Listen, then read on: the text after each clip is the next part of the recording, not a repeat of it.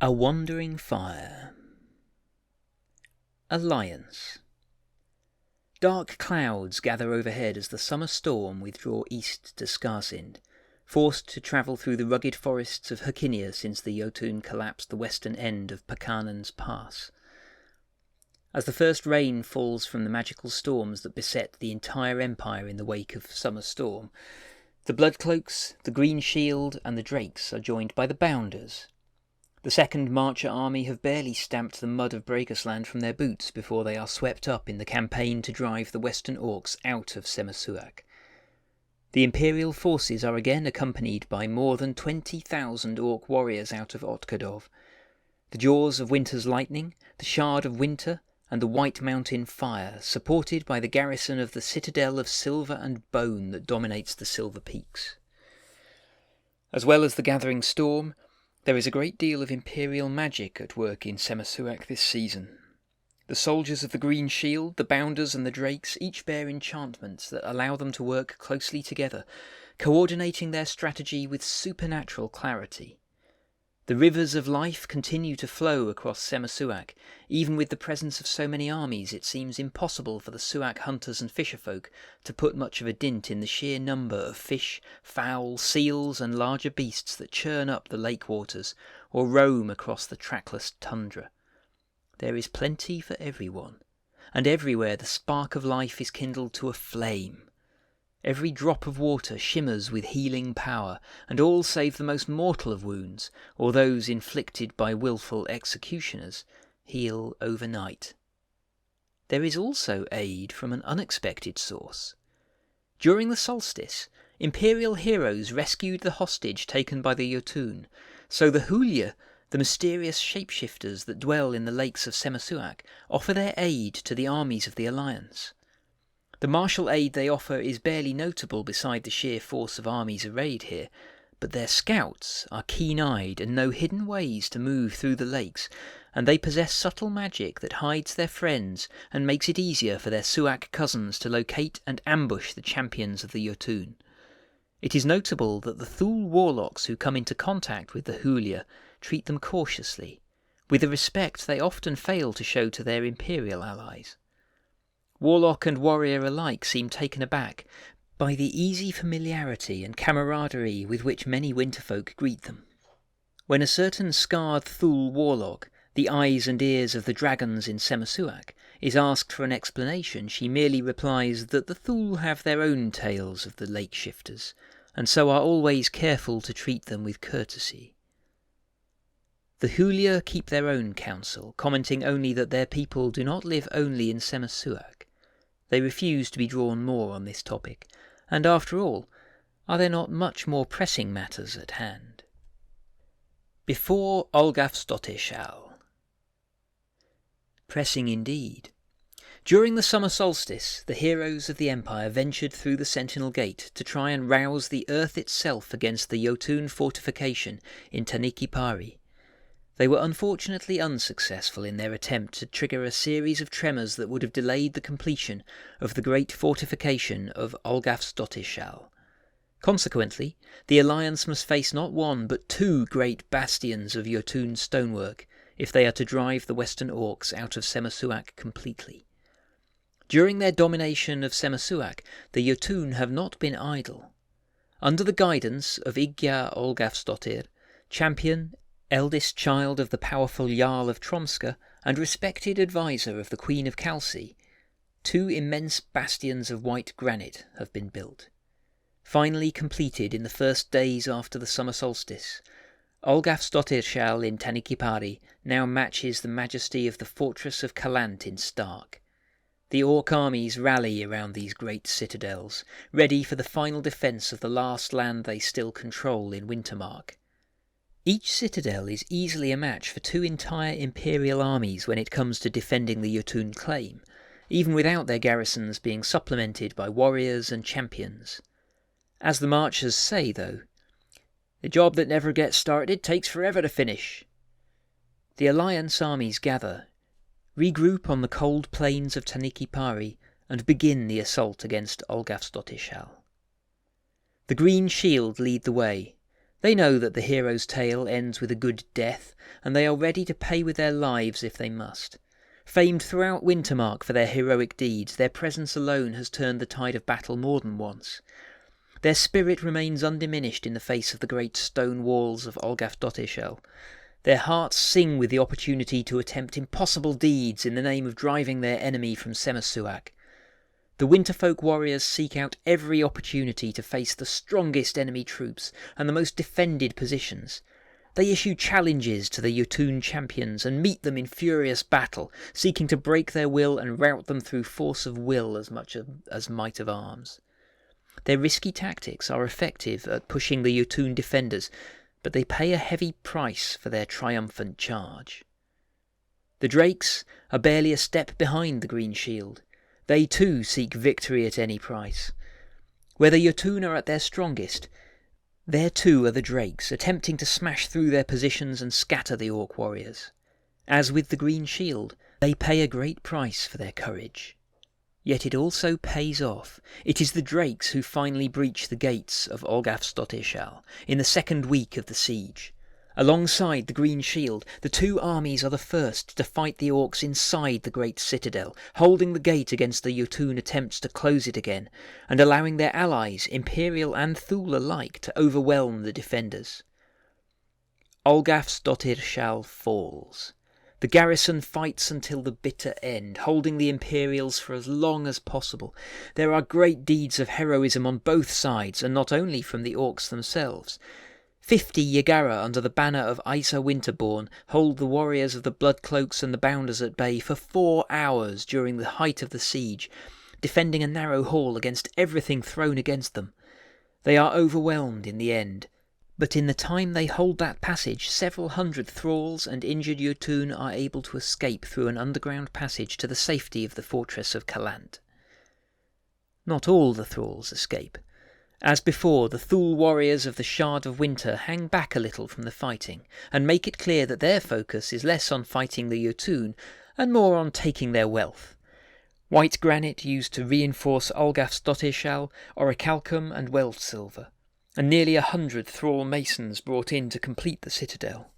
Once it is clear what the Thule are doing, there are angry rumblings among the Imperial soldiers. The Orcs make no apology for what they are doing.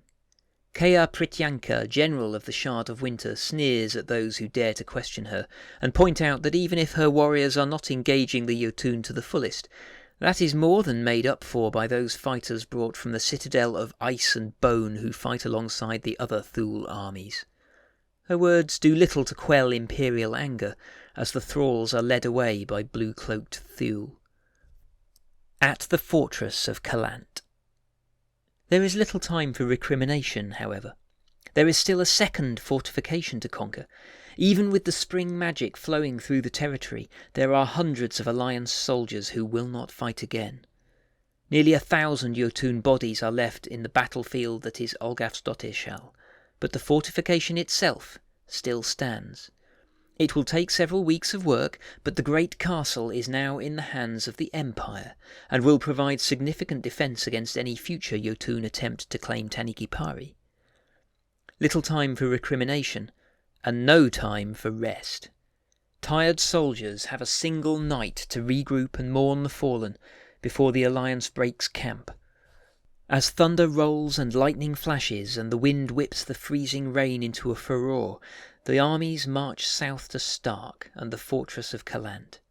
They are hot on the heels of the survivors of Olgafsdottirshall.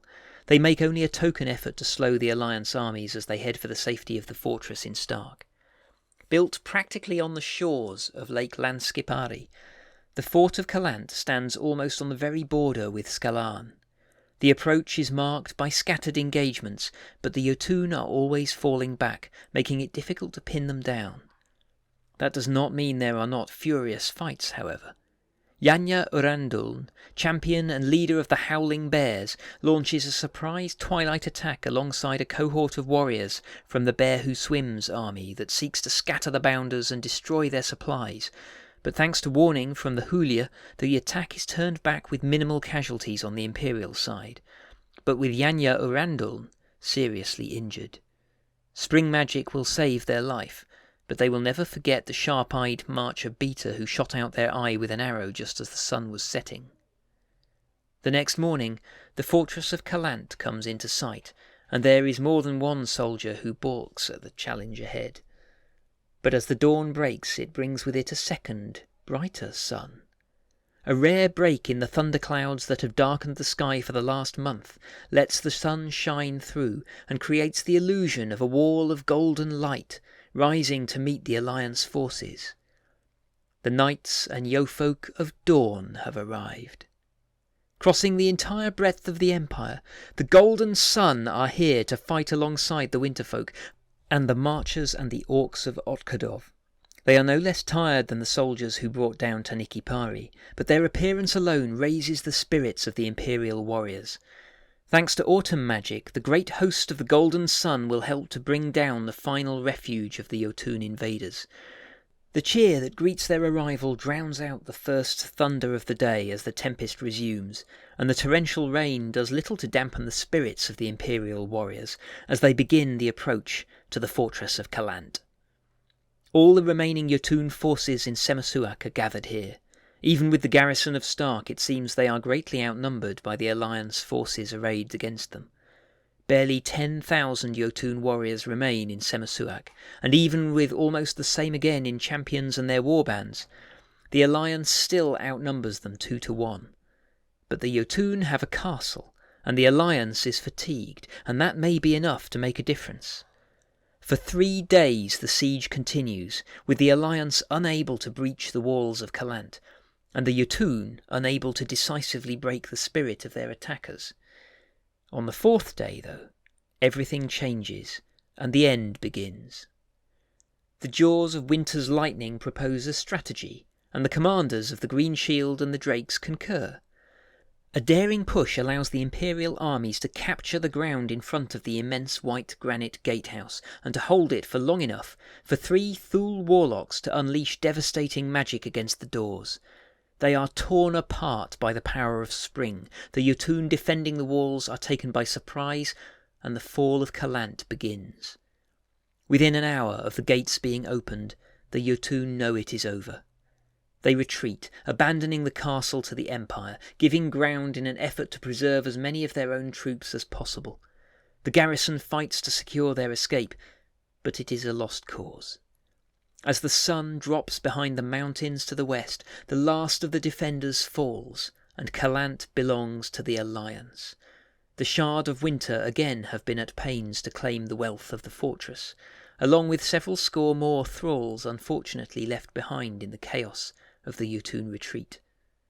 By next morning, the Jotun forces have retreated into Iron Stand in Skalarn. There will no doubt be a handful of warbands who have not yet managed to get across the border, but there is now no significant Jotun force left in the territory. The last region of Semasuak under Jotun control has been retaken by the Empire. That leaves just one last region of Semasuak not under Imperial control. Aftermath. As the magical tempest besetting the Empire slackens, the Alliance takes stock. Semasuak is fully Imperial again. Both Olgafsdottir and the fortress of Calant are under Imperial control. Despite the ever-present spring magic, the Alliance has lost perhaps 1,500 warriors. The Jotun lost many more than that, although a full accounting of the Butcher's Bill is impossible to tally. The alliance proposed by the Thule in winter last year to drive the Jotun out of Semasuak seems to have ended in triumph. But there is one final noteworthy incident, news of which reaches Anvil barely a week before the autumn equinox. The unnamed diplomat, she of the blue and blue pavilion, invites several of the Imperial commanders to accompany her to a particular ceremony. She reassures them they will be quite safe, and several choose to attend out of curiosity as much as anything else. The Thule armies are camped outside the fortress of Calant, still under its shadow, but not within its walls. To the anger of several of the commanders, the Shard of Winter have gathered together all the thralls they captured during the fall of the 2 citadels. The frightened orcs huddle together, surrounded by warlocks in dark blue robes. Before anyone can ask any questions, a horn blows in the west, and a group of 50 Jotun led by a one-eyed Godi are spotted on the outskirts of the Thule encampment. The general of the Shard of Winter strides out toward the Jotun, a single lone figure. The warlock and the Godi meet. There is a short discussion. 2 Jotun warriors lay down a heavy-looking iron-bound chest before the warlock. The general does not bother to check it, merely raising their hand. At that point, the thralls are roused by their captors and pushed through the Thule camp. They are unceremoniously released, and with many a fearful backward glance make their way over to where the Jotun force is camped. Then all the orcs depart. The scarred diplomat watches all of this in impassive silence, and when she is done, turns to the commanders who have come with her. "The same thing will happen with the other thralls we have taken in Semasuak," she says calmly, her eyes glinting. "Be sure to tell the ambassador what you have seen here, and your senator for Ossium, and the general of the Bloodcloaks." And then she thanks them for their time, and returns to her sky-blue palanquin as the clouds break apart and the sun begins to shine in earnest on the plains of Semasuak for the first time in 3 months. Game information. As ever, the Wintermark armies fought in a manner that encourages heroism rather than slaughter, and everyone present in the campaign knows this to have been the case. The Jotun have been driven entirely out of Semasuak, and the Empire now controls 2 additional Rank 2 fortifications, Olgafsdottirshall in Tanikipari and the Fortress of Kalant in Stark.